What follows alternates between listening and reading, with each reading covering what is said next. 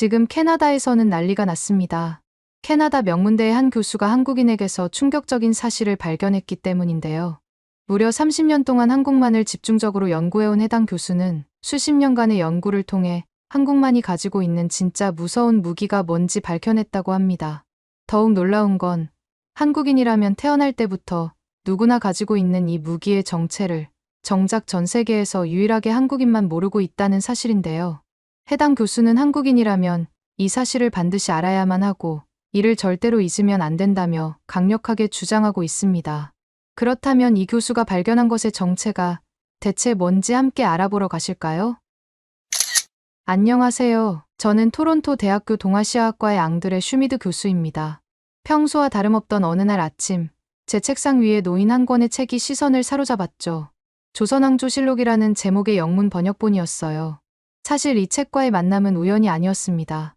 제가 학부생이었을 때로 거슬러 올라가야 할 것 같네요.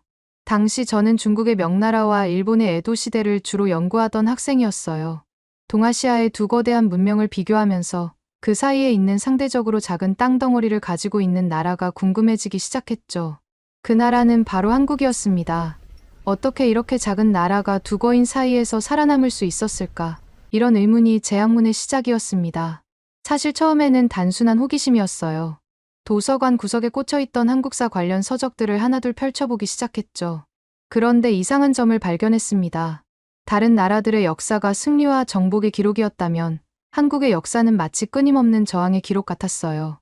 특히 인상 깊었던 건 임진왜란 시기의 기록들이었어요. 한 나라의 백성들이 어떻게 그토록 강력한 침략자들에 맞서 싸울 수 있었는지, 그 힘의 원천이 무엇인지 궁금했습니다. 그렇게 관심이 깊어지면서 점점 더 많은 의문이 생겼어요.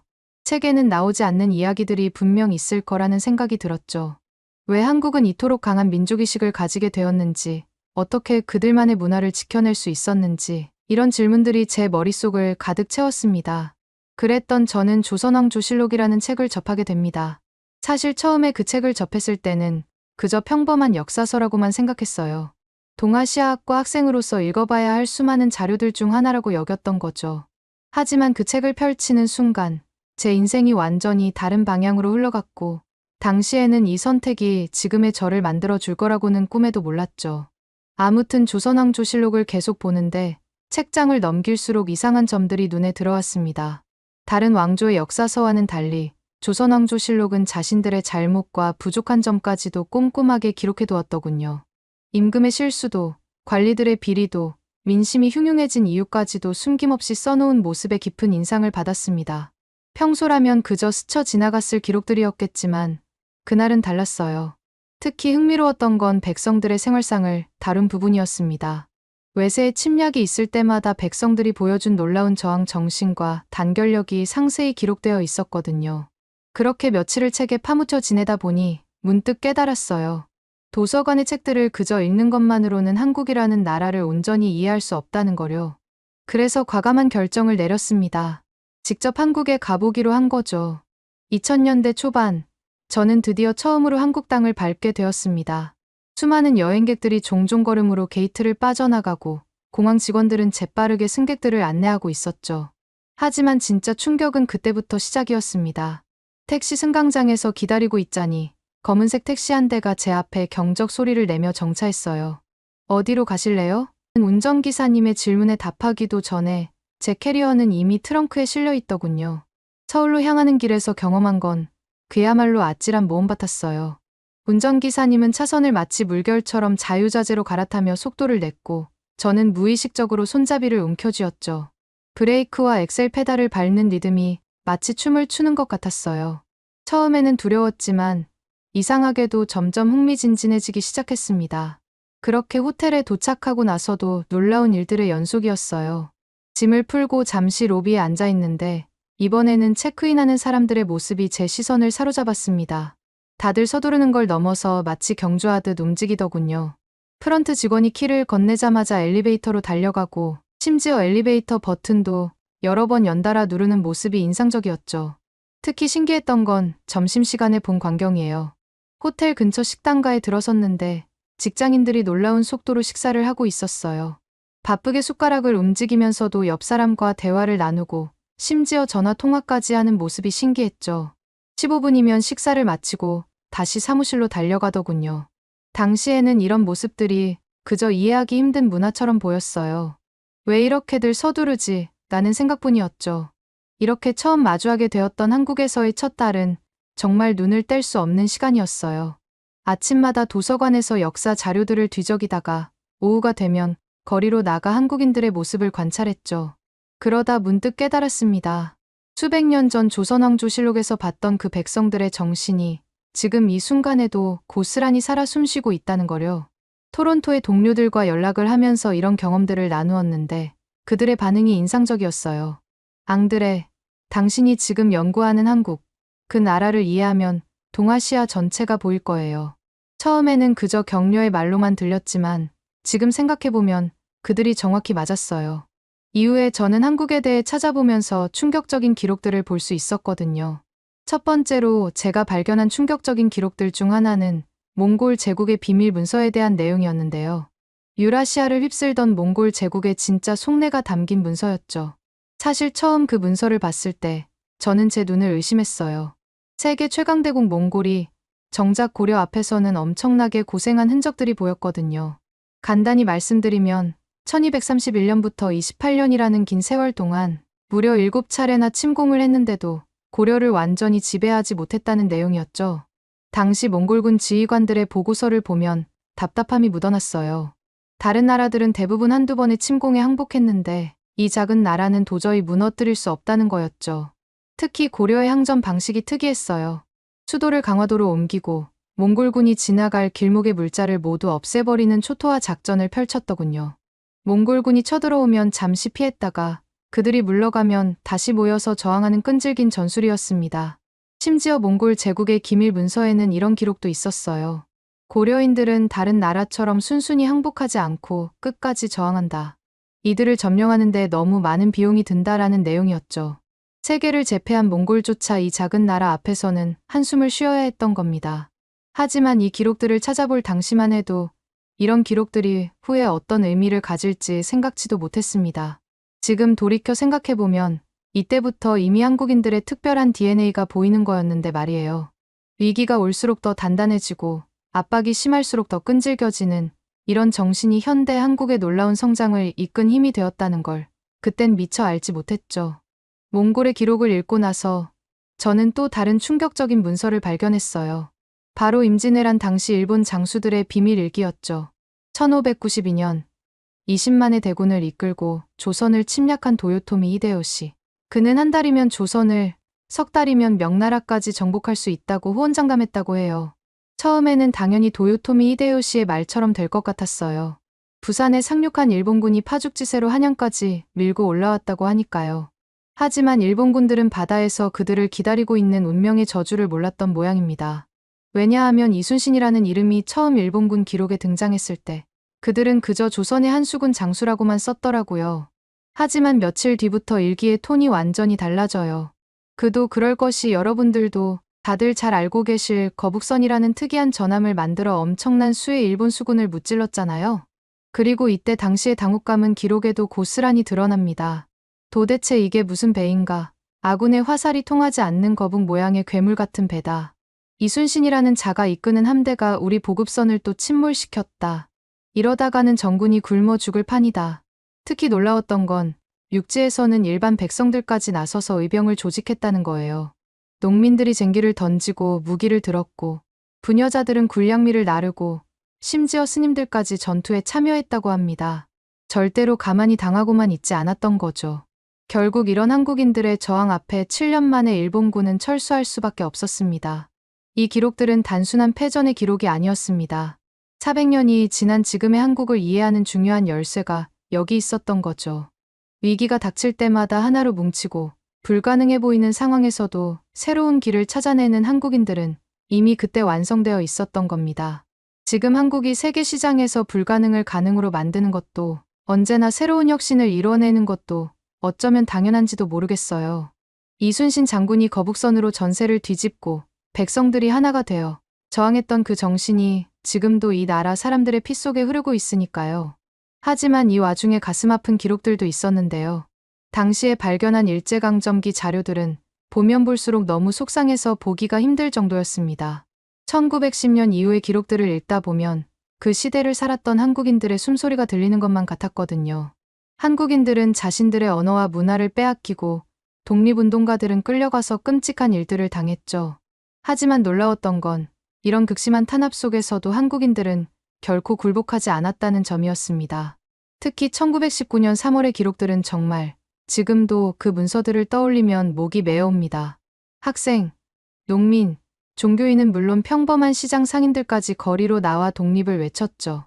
일본 경찰의 실탄 발포에도 불구하고 손에는 무기 대신 태극기만 들고 끝까지 저항했다는 기록을 보며 당시의 한국인들이 얼마나 처절한 심정이었을지 상상조차 되질 않았습니다. 하지만 이런 절망스러운 상황에서도 한국인들은 절대로 포기하지 않았는데요. 일본이 어떻게든 한글을 없애려고 극심한 탄압을 가하며 학교에서 한글 사용을 금지하고 이름까지 강제로 바꾸게 만들자 한국인들은 산속에 들어가 한글을 가르치고 비밀리에 한글 학교까지도 운영했죠. 신문을 압수하면 어디에선가 독립신문을 만들어 배포했고요. 당시 다이쇼 천황에게 올라간 보고서만 보더라도 일본 측에서 얼마나 큰 심리적 압박을 받고 있었는지 알 수 있었습니다. 대략적인 내용을 말씀드리면 이렇습니다. 조선인들의 저항이 멈출 기미를 보이지 않고 경제적 수탈을 중심으로 했던 통치 전략은 이제 한계에 이르렀다. 3.1운동 이후 우리는 억압을 더욱 강화하지 않고서는 조선을 통제할 수 없다. 하지만 탄압이 거세질수록 그들의 저항 또한 강해지고 있다. 이대로 가다가는 총독부의 통치 기반 자체가 흔들릴지도 모른다. 조선인들의 의지는 마치 불길과도 같아 일본에서 조선인들을 억누를수록 조선인들은 오히려 더 뜨겁게 타오른다는 식의 내용이었죠. 개인적으로 당시 안중근 의사가 이토 히로부미를 하얼빈역에서 저격하는데 성공했던 기록을 확인할 때에는 한국인도 아닌 제가 괜히 벅차오르기도 했습니다. 실제로 해당 사건은 최근에 하얼빈이라는 영화로도 만들어졌으니 관심 있는 분들은 한번 보셔도 좋을 것 같네요. 아무튼 이때의 기록을 확인하면서 전 확실히 깨달은 한 가지가 있는데요. 바로 일본이 가장 두려워했던 건 단순히 한국인들이 사용하는 무기들이 아니었다는 겁니다. 그들을 진정으로 두렵게 했던 건 누르면 누를수록 오히려 더 튀어올라 버리는 한국인 특유의 끊임없는 집념이었죠. 그리고 당시에 저를 충격에 빠뜨린 한 가지 사건이 있었는데요. 그건 바로 우연히 인도와 동남아시아의 식민지 역사를 연구하던 한 동료의 자료를 보게 되었을 때였습니다. 인도는 영국의 식민 지배로 인해 자신들의 전통 언어와 문화가 거의 사라져버렸고 영어가 주류가 되어버렸더군요. 전통 의상과 건축 양식도 대부분 유럽식으로 바뀌었고요. 베트남의 경우는 더 심각했어요. 프랑스의 지배를 받으면서 전통 문자가 완전히 사라져버렸고 건축과 음식 문화까지 변해버렸죠. 캄보디아도 마찬가지였고요. 사실 이렇게 지배를 받았던 나라들이 자신들의 문화를 잃어버리는 게 이해가 안 되는 건 아니었습니다. 나라를 통째로 뺏긴 셈이었을 테니까요. 하지만 중요한 건 그런 와중에도 한국만큼은 달랐다는 겁니다. 35년간의 극심한 탄압 속에서도 자신들의 말과 글, 문화를 보란듯이 지켜냈거든요. 그런데 이렇게 외세의 침략을 받으면서도 자신들의 문화를 지켜낸 한국과는 정반대의 역사를 지니고 있는 나라가 바로 옆에 있었는데요. 그건 바로 중국이었습니다. 문화대혁명 당시, 그러니까 1966년부터 10년 동안 중국은 자신들의 손으로 수천 년간 이어온 문화유산을 파괴해버렸죠. 낡은 것들을 부숴버리고 새로운 세상을 만들자는 명목을 내세우면서 말이에요. 중국의 철학을 이루는 근간이라고 인정받는 공자의 무덤을 파헤치는 걸 시작으로 불상을 부수고 고대 문헌들을 불태워버렸습니다. 전 이때부터 중국이 문화대혁명을 계기로 모든 분야에서 수천 년 전 수준으로 퇴보했다는 생각을 하게 되었고, 아니나 다를까 몇 년 전 중국 베이징 대학에서 열린 학술회의에 참석했을 때 이런 생각을 저만 하는 게 아니라는 걸 알 수 있었습니다. 중국 학자들과 몇 마디 대화를 나눴는데 그때 한 학자가 우리가 한국처럼 전통을 지켜냈다면 지금쯤 얼마나 풍부한 문화유산을 가지고 있었을까요? 라고 말했거든요. 그렇게 말하는 중국 학자의 눈에는 한국에 대한 부러움이 진심으로 담겨 있었습니다. 그뿐만 아니라 한국에 대한 중국의 질투심 역시 느낄 수 있는 사건들이 있었는데요. 바로 김치는 중국의 것이라거나 한복이 한국의 것이 아니다라는 식의 누가 보더라도 한국의 전통 문화들을 중국의 것이라며 억지 주장을 펼치는 거였죠. 이런 모든 억지 주장들이 스스로의 손으로 무너뜨린 자신들의 전통을 바로 옆에 위치한 한국은 끝까지 지켜냈다는 현실에 대한 부러움이자 열등감의 표현이었던 겁니다. 특히 중국의 한 외신 전문가와 나눈 대화가 아직도 생생해요. 그는 한국의 문화적 정체성이 너무나 선명해서 오히려 그게 우리를 불편하게 만든다고 털어놓더군요. 정말 놀라운 건 한국인들은 이렇게 자신들의 문화를 단순히 지켜낸 것에 그치지 않았다는 점이에요.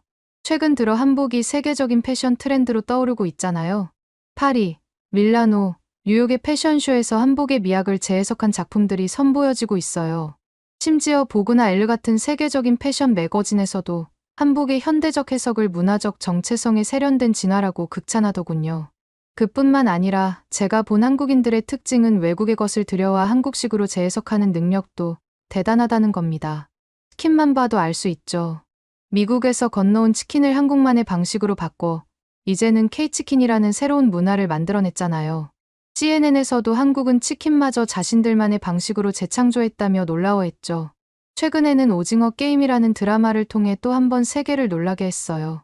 어린 시절 놀이터에서 하던 무궁화 꽃이 피었습니다와 같은 전통 놀이를 현대적으로 재해석해서 전 세계인들의 마음을 사로잡았죠. 이때 저도 봤었는데 어떻게 이렇게 자신들의 전통 놀이를 현대적인 요소에 자연스럽게 어울리도록 만드는 건지 감탄밖에 나오질 않았습니다. 여러분은 혹시 한국의 저력이 단순히 문화적인 면에서만 끝나지 않는다는 것을 알고 계신가요? 한국의 역사와 사회를 깊이 들여다보면서 저는 한국인의 저력에 놀라지 않을 수는 없었는데요. 한국전쟁을 직접 겪으신 분들이 이 글을 보실지는 모르겠지만 1950년대 한국전쟁 직후의 모습을 담은 사진들을 보면서 충격을 받을 수밖에 없었답니다. 폐허로 변한 도시들, 무너진 건물들, 굶주린 사람들의 모습이 가득한 사진들 말이에요. 당시 연합군 총사령관이었던 메가더 장군도 이런 한국의 모습을 보면서 이 나라가 재건되려면 최소한 100년은 걸릴 것이라고 했죠. 저도 당시 한국의 사진을 볼 때마다 그 말이 과장이 아니라고 생각해요. 하지만 여러분들도 아시다시피 한국은 그때 당시 메가더 장군의 예측을 비웃기라도 하듯 엄청난 성장을 이뤄냈죠. 이런 성장의 비결이 궁금했던 저는 전쟁 직후의 한 흑백 사진에서 그 정답을 찾을 수 있었는데요. 무너진 건물 잔해 속에서 주민들이 모여 학교를 세우는 모습이었죠. 모든 것이 부족한 전쟁 직후의 상황에서 미래 세대의 교육을 우선시했다는 것은 정말 놀라운 일이었습니다. 실제로 통계를 보니 더욱 놀라웠습니다. 전쟁 직후 한국의 문맹률이 78%였는데 불과 20년 만에 그것이 10% 미만으로 떨어졌더군요. 극심한 가난 속에서도 교육에 대한 열정만큼은 식지 않았던 것입니다. 이렇듯 교육에 대한 열정으로 전쟁의 폐허 속에서도 빠른 재건을 이뤄낸 한국은 1997년에 또 한 번의 큰 위기에 직면했습니다. 바로 IMF 외환위기였습니다. 이때 당시에도 해외 경제 전문가들은 한국이 회복하는데 최소 20-30년이 걸릴 것이라고 예측했어요. 월스트리트 저널의 사설을 보며 많은 사람들이 한숨을 내쉬었습니다. 하지만 IMF 당시 해외 언론들이 인터뷰한 한국의 한 교육 전문가는 한국인들은 집을 팔아서라도 자녀 교육은 포기하지 않는다고 했고 실제로 한국인들의 교육에 대한 열정은 전혀 사그라들지 않았습니다. 하지만 한국이 전 세계에서 가장 빠른 속도로 IMF 외환위기를 극복할 수 있었던 비결은 정작 따로 있었는데요. 전국 각지에서 시민들이 자발적으로 금을 들고 나오기 시작한 것입니다. 결혼반지, 돌반지, 심지어 금메달까지 내놓으며 나라가 어려우니 돕겠다고 모두가 한 마음으로 행동에 나섰죠. 외국 언론들은 이런 광경을 보고 도저히 믿을 수 없는 일이라며 연일 특집 기사를 내보냈습니다. 당시의 기사를 보면서 놀랐던 기억이 아직도 생생히 나네요. IMF 위기를 극복하고 몇 년 후인 2002년에는 한일 월드컵이 열렸습니다. 그때 거리는 온통 붉은색으로 물들었죠. 처음에는 단순한 응원 문화라고만 생각했지만 시간이 지날수록 이 행사가 단순한 스포츠 이벤트가 아니라는 것을 깨닫게 되었습니다. 정치적 성향이나 세대 차이, 빈부격차를 뛰어넘는 놀라운 단합력을 보여준 순간이었으니까요. 하지만 한국의 도전은 여기서 끝나지 않았는데요. 2007년에는 또 다른 위기가 찾아왔습니다. 태안 앞바다에서 일어난 기름 유출 사고였죠. 처음 소식을 들었을 때는 상황이 매우 심각했습니다. 전 세계의 생태학자들이 한 목소리로 최소 20년은 걸릴 것이라고 했던 기억이 납니다. 심지어 영국의 한 해양 생태학자는 50년이 지나도 완전한 회복은 어려울 것이라고까지 했습니다. 그러나 그때 일어난 일은 정말 놀라운 장면이었습니다. 전국 각지에서 자원봉사자들이 모여들기 시작했어요. 추운 겨울 바닷가에 맨손으로 나와 기름을 퍼내고 바위를 손수 닦아내는 모습은 감동 그 자체였습니다. 70대 할머니부터 10대 학생까지 말 그대로 전 국민이 자발적으로 참여했죠. 특히 인상 깊었던 것은 한 시민단체 활동가의 말이었습니다. IMF 때도 전 국민이 함께 위기를 극복했으니 이번에도 전 국민이 함께 위기를 극복할 수 있다고 호언장담하더군요. 이미 전 국민이 함께라면 이겨내지 못할 위기가 없다는 자신감이 고스란히 담겨 있었습니다. 그리고 저는 이 말이 그저 말뿐인 허세가 아니라는 사실을 실제 통계를 통해 알 수 있었는데요. 2달 만에 무려 120만 명이 넘는 자원봉사자가 참여했고 예상했던 복구 기간의 4분의 1도 안 되는 시간 만에 대부분의 해안이 정화되었더군요. 이번에도 전 세계의 예측을 비웃기라도 하듯이 한국은 충격적인 결과를 만들어낸 거죠. 이처럼 한국인은 위기가 닥칠 때마다 놀라운 단결력과 행동력을 보여주었습니다. 외세의 침략이든 전쟁이든 경제 위기든 재난이든 결코 굴복하지 않고 함께 힘을 모아 극복해낸 것이죠. 사실 처음에는 한국인들의 빨리빨리 기질이 신기하면서도 어쩌면 부정적으로 볼 때도 많았습니다. 너무 성급하고 조급한 것 같았거든요. 그러나 지금은 그게 오히려 최대의 장점이 되었다는 것을 알게 되었어요. 세상에서 가장 급한 성격을 가진 민족이라는 평가가 결국 세상에서 가장 빠른 혁신을 만들어내고 세상에서 가장 빨리 위기를 극복해내는 원동력이 되었다는 걸 눈으로 직접 봤으니까요. 현재 저는 캐나다 토론토 대학교에서 동아시아학을 가르치고 있고 한국 얘기만 나오면 학생들의 반응이 정말 놀라운데요. 특히 3가지 이야기를 할 때면 항상 강의실이 조용해집니다. 메가더가 예측했던 100년의 재건 기간이 채 30년도 안 걸린 이야기, IMF 때 20-30년 걸릴 거라던 회복이 5년 만에 이뤄진 이야기, 그리고 태양기름 유출 사고가 예상의 4분의 1도 안 되는 시간 만에 해결된 이야기를 들려줄 때죠. 그러고 보니 몇 달 전에 강연이 끝나고 한 학생이 제게 했던 질문이 생각나네요. 교수님은 한국의 미래를 어떻게 보시나요? 그때 저는 확신에 찬 목소리로 말했습니다. 경제 위기가 오든 기술 경쟁이 치열해지든 어떤 문제가 닥치더라도 한국인들은 반드시 해결책을 찾아낼 거라고 말이에요. 저는 지금도 매년 2차례씩 한국을 방문하면서 새로운 변화들을 연구하고 있습니다. 세계 각국의 학술대회에서 한국의 저력에 대해 발표도 하고요. 특히 한국의 집단 지혜와 단결력이라는 주제로 많은 강연을 하고 있습니다. 가끔 동료 교수들이 묻습니다. 왜 이렇게까지 한국에 빠져 있냐고요. 그럴 때마다 저는 미소를 지으며 답합니다. 한국은 같이 공존할 수 없는 것들이 공존하기 때문이라고요. 어쩔 땐 싸우면서도 언제 그랬냐는 듯이 뭉치고 미친 듯이 빠르면서도 소름 돋을 정도로 섬세한 이런 나라가 한국 말고 어디 있겠어요? 아쉬운 건 한국의 이런 뛰어난 점들을 정작 한국인들만 빼고 전 세계가 알고 있다는 건데 이 글을 보시는 한국분들께 여러분은 엄청난 잠재력을 가진 사람들이니 충분히 자랑스러워해도 된다는 점을 꼭 말씀드리고 싶습니다. 그리고 한국인들은 앞으로도 계속해서 불가능을 가능으로 바꾸어낼 것이라는 것을 저는 확신할 수 있어요. 그들의 역사가 그것을 증명하고 있으니까요. 지금 한국이 어떤 위기를 맞고 있든 한국은 분명히 이겨낼 거라 믿습니다. 혹시 한국인 여러분들은 어떤 점들이 가장 자랑스러우신가요? 말씀해 주시면 제가 꼭 연구해 보겠습니다. 오늘의 사연은 어떠셨나요? 오늘의 사연이 마음에 드셨다면 좋아요만 한번 눌러주세요. 1초밖에 안 걸리지만 좋아요를 한번 눌러주시면 더 좋은 사연을 소개해 드리는데 큰 힘이 된답니다. 긴 영상 시청해 주셔서 감사합니다. 오늘도 행복한 하루 보내세요.